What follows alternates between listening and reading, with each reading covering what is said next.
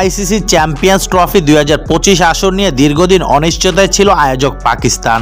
অনেক নাটকীয়তার পর ডিসেম্বরের শেষ সপ্তাহে হাইব্রিড মডেল অনুসারে মেগা টুর্নামেন্টের সূচি ঘোষণা করা হয়।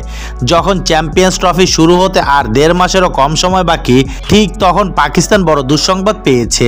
গোড়ালির চোটে 1.5 মাসের জন্য মাঠের বাইরে ছিটকে গেছেন ব্যাটিং অলরাউন্ডার সায়েম আইয়ুব। এরপর তিনি ইনজুরি কাটিয়ে উঠবেন হয়তো, তবে ম্যাচ খেলার মতো কতটুকু ফিট থাকবেন সেই অনিশ্চয়তা থেকেই যায়।